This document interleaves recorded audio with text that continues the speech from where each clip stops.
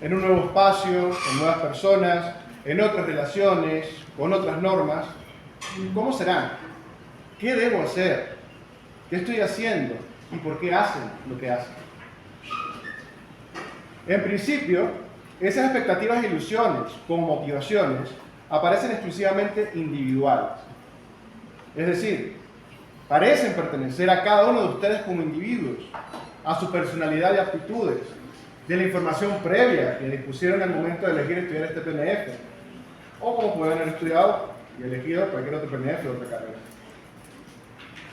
El abanico de estas motivaciones incluye, por ejemplo, algunas que he escuchado, seguro no habrá que estudiar mucho, o es fácil porque yo sé cómo soy yo.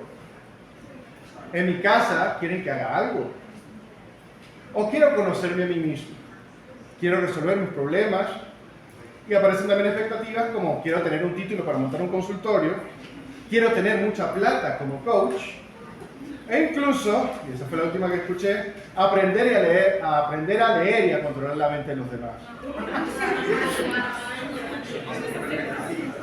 En resumen, existen muchas motivaciones, expectativas e ilusiones individuales, todas legítimas, para embarcarse en el estudio, en el PNF de Psicología Social, sobre lo que hace la psicología social, incluso la de leer la mente, aunque aclaramos desde el principio que eso no lo hace la psicología, en todo caso lo hace la brujería, y tampoco estamos para formar coaches, los que hacen coaching. Pero el elemento que quiero destacar aquí es que en la mayoría de los casos concebimos, entendemos esas motivaciones expectativas de nuestras como una característica exclusiva, intrínseca de cada uno de los individuos, de cada uno de nosotros y de nosotras, de nuestras particularidades que nos hacen únicos frente a los demás, de nuestra identidad, de nuestra personalidad. En definitiva, dependen de nuestra forma particular, individual, única de ver el mundo y de actuar en él. Esas formas particulares y exclusivas con las cuales cada uno de nosotros, cada uno de los individuos, con las cuales cada uno de ustedes entiende, justifica y explica el por qué están aquí hoy, iniciando su formación como estudiantes en Psicología Social, pueden ser catalogadas, etiquetadas, como subjetivas, propias de su subjetividad, de la forma de pensar y sentir que le permite a cada uno de ustedes, a cada uno de nosotros, ser únicos e irrepetibles en este mundo. Curiosamente, una vez etiquetadas de esa forma, catalogadas como subjetividad, esas formas de pensar y sentir en el mundo aparecen en absoluta contradicción con ese mundo, con esa cosa que llamamos la realidad objetiva. De este modo, la subjetividad aparece entonces desconectada, sin ninguna relación con la realidad, porque entendemos que la subjetividad es exclusiva de los individuos, de cada uno de nosotros. Es más, la subjetividad es la que permite que aparezca el individuo, un sujeto definido, terminado, específico y diferente entonces a los demás individuos, en una lucha siempre frente a la realidad objetiva, que intenta de una forma u otra desdibujar esa individualidad, en convertirlo en uno más del montón, en ser parte de la masa, en borrar su personalidad. Ver entonces que hemos asumido cotidianamente, en el sentido común, una separación absoluta entre que, por un lado, lo subjetivo, es decir, aquello que corresponde al sujeto, sus emociones, sus sentires, sus formas de entender y de actuar, y que corresponden en exclusiva a cada uno de los individuos, frente a lo que es objetivo, el mundo, sus normas, sus leyes, sus costumbres, a la ciencia y a sus hallazgos. Por ejemplo, cuando le pedimos a alguien que sea objetivo, comúnmente le estamos pidiendo que aparte de su subjetividad, sus opiniones y sentimientos respecto a ese objeto, el objeto que está valorando, que está juzgando, que debemos tomar distancia entonces del objeto para así ser objetivos. Para ser objetivos entonces, para acercarnos a la objetividad, la meta de cualquier disciplina científica por cierto, para entender la realidad objetiva, debemos entonces despojarnos de nuestra subjetividad para entonces describir la realidad tal cual es, lo que está dado. Esa realidad, tal cual es, tal y como es entendida entonces como algo que ya es lo que es, porque es así. Ya está hecha. Es ajena, separada, extraña, diferente, totalmente separada del individuo, del sujeto. Y aparecen frases como este estilo. Siempre se ha hecho así. Aquí las cosas funcionan así. El mundo es así. Y aquí aparece una perversa instrumentación del discurso de la ciencia, de una vulgarización de la psicología como disciplina científica. Lo que tenemos que hacer como psicólogos sociales, desde la psicología como disciplina científica, es buscar la adaptación de los individuos, de su subjetividad, para que se ajusten, se adapten a la realidad objetiva, al mundo tal cual es. Dado que la realidad objetiva es ajena, distinta a nosotros, está separada de nosotros, es autónoma entonces a la acción que nosotros realizamos como individuos. El sujeto lo único que tiene que hacer, solo tiene que hacer una cosa, es adecuarse, ajustarse, adaptarse a esa realidad sin reflexión y sin comprensión. Resalto aquí que entendemos entonces, a partir de lo que aquí he señalado sobre la distancia entre la subjetividad y la objetividad, que la realidad, el mundo se entiende como definido, determinado, ya está hecho. Y a su vez, lo único que puede y se debe cambiar es la forma en la cual nosotros, los individuos, los sujetos, entendemos y nos adaptamos a ese mundo.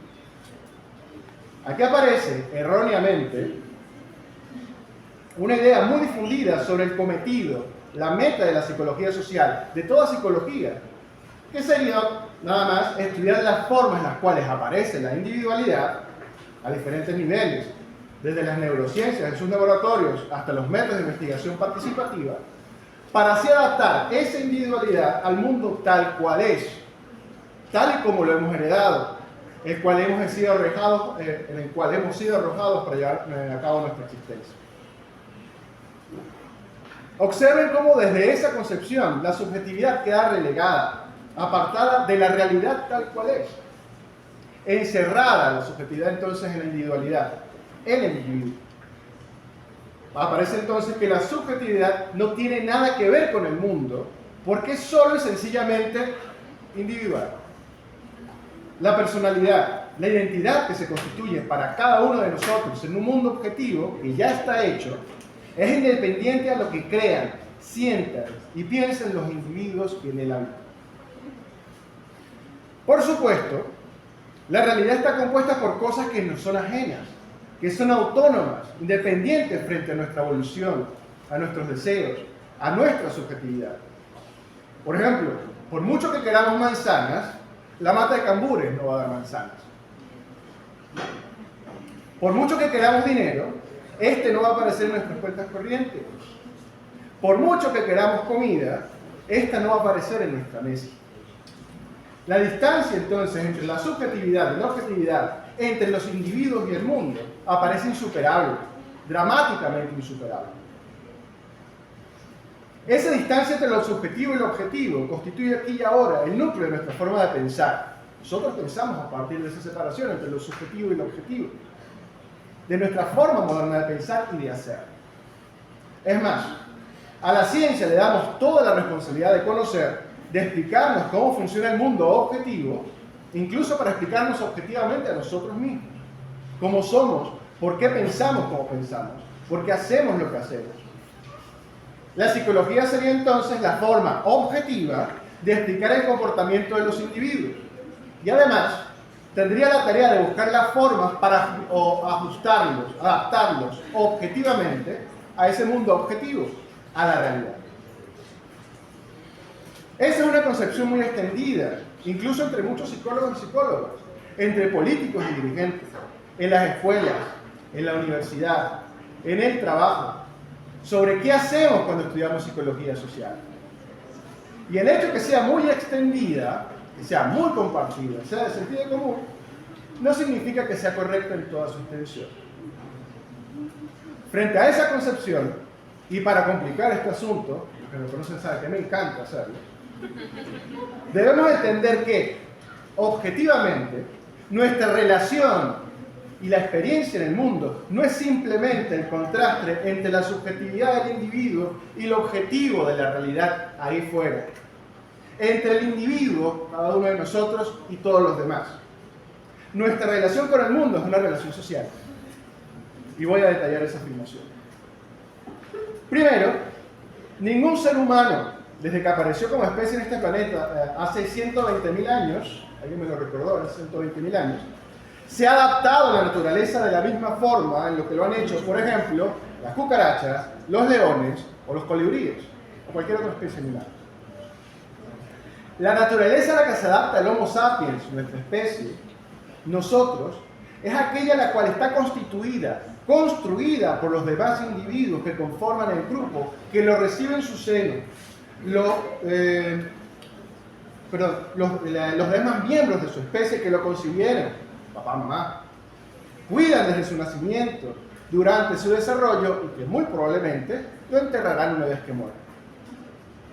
Nuestra relación con la naturaleza, sí, esa naturaleza donde están los árboles, donde están las montañas, los ríos y los peces, esa relación está mediada, filtrada, constituida por las formas en las cuales este grupo humano, concibe objetivamente esos árboles y montañas, esos ríos y peces, a los demás miembros del grupo.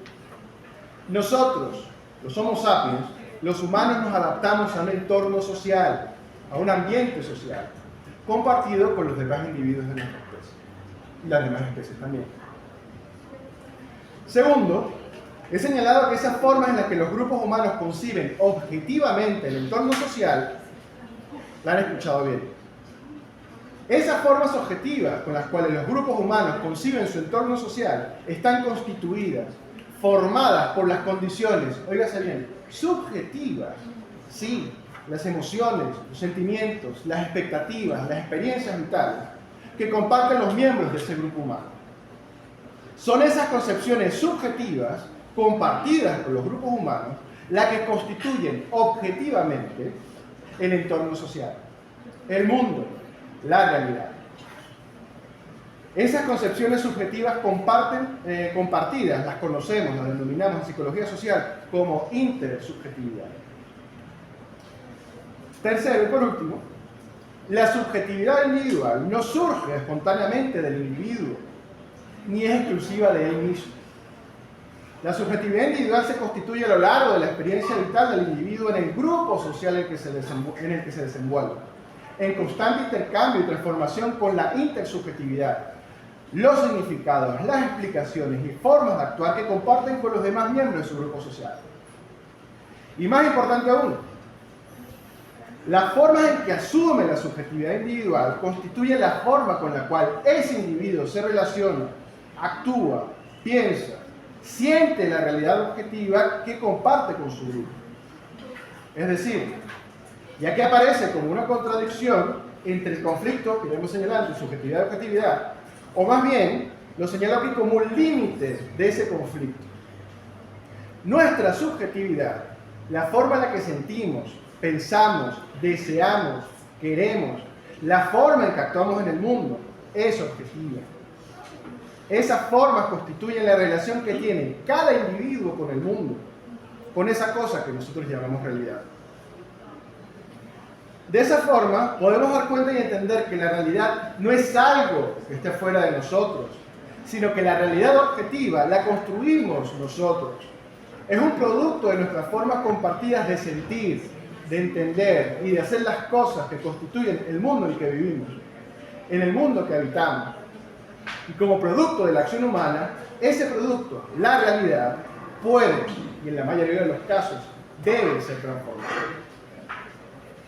Alguien dirá, y espero que los que me estén escuchando se estén haciendo esa pregunta, que las formas con las cuales se organiza nuestra sociedad, por ejemplo, las leyes, las normas de nuestras instituciones o las instituciones mismas, como nuestra universidad, por ejemplo, son objetivas y por tanto ajenas a las formas en las cuales cualquier individuo, cualquiera de nosotros, sea estudiante, profesor, personal administrativo o de servicios, las entiende y las interpreta. O en otras palabras, las normas se aplican, no se sienten. Y ciertamente tienen razón. Las normas están para aplicarse. Pero observen que esas normas objetivas, el negro sobre blanco, se construyen, tienen sentido y validez, no porque estén escritas en papel, sino porque intersubjetivamente concebimos que esas normas deben guiar las formas con las cuales actuamos como miembros de esta institución, como miembros de ese grupo social que nosotros llamamos comunidad universitaria. Y aquí aparece un elemento fundamental que constituye la experiencia humana: la acción. La forma en la que actuamos, la forma en la que hacemos las cosas, todas son formas de acción. Y es nuestra acción la que construye el ambiente social en el cual nos desenvolvemos. Todo lo que tenemos a nuestro alrededor es producto y resultado de la acción humana. Las sillas donde están sentados, las paredes de esta biblioteca, la ropa que llevamos, la comida en nuestras mesas. Son cosas que existen gracias a la acción humana.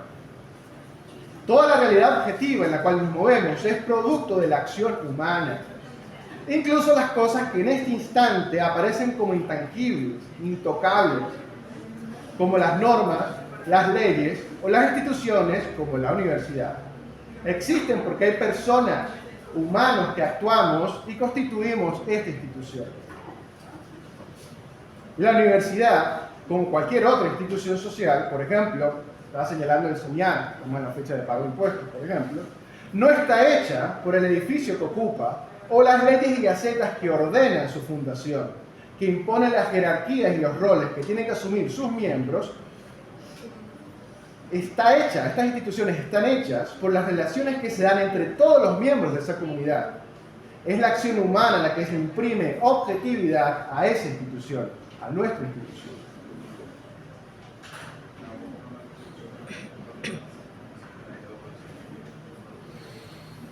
¿Y qué hacemos con todo esto?, se preguntarán.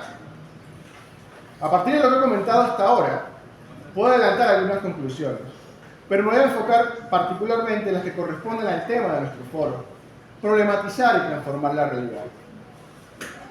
Hemos señalado que la subjetividad no es una característica exclusiva del individuo, ajena a la realidad objetiva.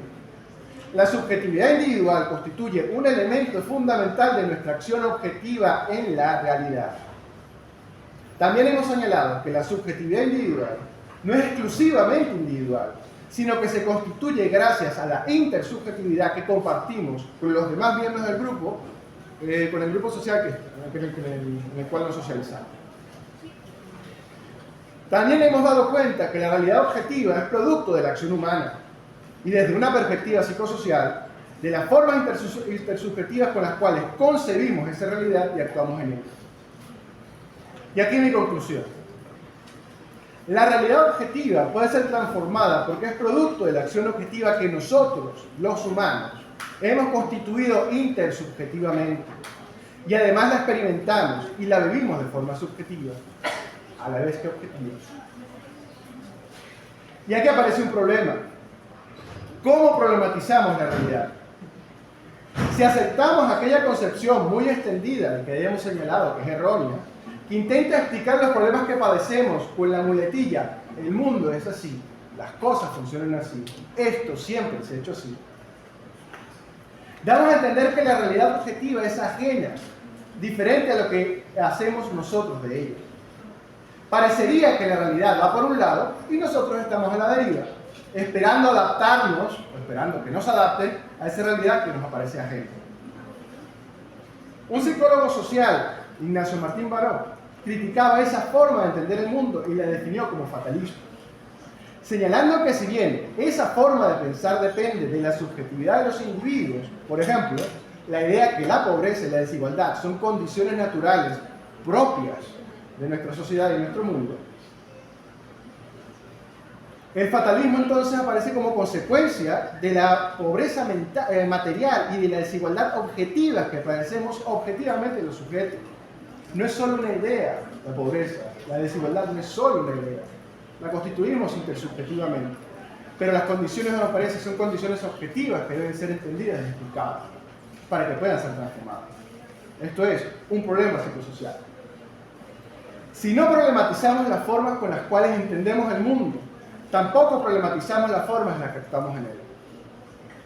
Por ejemplo, Si no problematizamos la explotación laboral, si la consideramos una condición necesaria propia de la sociedad en la que vivimos, justificándola como esto es lo que se puede hacer, esto es lo que toca hacer, como aquellos trabajos que realizan especialmente los jóvenes, y no tan jóvenes, como dependientes de tienda, en un almacén o en un restaurante de mesoneros, que tienen jornadas de 12 horas diarias, con solo un día de descanso semanal, o a veces sin ningún día de descanso semanal, por 20 euros semanales, por 20 dólares semanales, perdón, estamos objetivamente manteniendo que la explotación laboral es una condición necesaria para la sobrevivencia de los trabajadores y trabajadoras, o que es un sacrificio necesario para el crecimiento de la economía nacional. Es decir, visto de una psicología social crítica, intersubjetivamente, hacemos objetiva la explotación laboral. Lo mismo sucede con los salarios de los maestros y los profesores, de los obreros administrativos. Institucionalmente se plantea que, objetivamente, se deben mantener los salarios por debajo de niveles de subsistencia porque se entiende objetivamente y de forma quizás simplista que el Estado y la economía nacional, no soportarían pagar salarios que permitan no ya una existencia digna, sino la cruda supervivencia. Vean que se separa nuevamente la realidad objetiva, en este caso la economía, como si fuese autónoma, independiente de la acción humana, ajena a la existencia misma de todos los trabajadores y trabajadoras. La psicología social como disciplina científica, como aproximación objetiva, teórica y metodológicamente fundada, para dar cuenta cómo se relaciona la subjetividad individual y la intersubjetividad con las condiciones materiales, objetivas en las cuales nos desenvolvemos, la realidad objetiva, que creamos y nos pertenece como fenómeno psicosocial. Y como la realidad es producto de nuestra acción, también puede y debe ser transformada. Ninguna ciencia tiene la capacidad de decir cómo debemos actuar. Lo único que puede ofrecernos el conocimiento científico, el conocimiento que se imparte en esta y en cualquier universidad, es explicarnos cómo la realidad objetiva, cómo se constituye, cómo se relacionan los fenómenos que cada disciplina se encarga de estudiar e investigar. Desde la psicología social sabemos que esa realidad objetiva es un producto de nuestra acción, de nuestras formas de pensar y sentir, de nuestras creencias, deseos y expectativas en unas condiciones que socialmente nosotros mismos hemos creado. La psicología social solo puede explicar eso, y en base a ello, depende entonces de nosotros tomar las decisiones sobre cómo actuar para transformar esa realidad. Muchas gracias.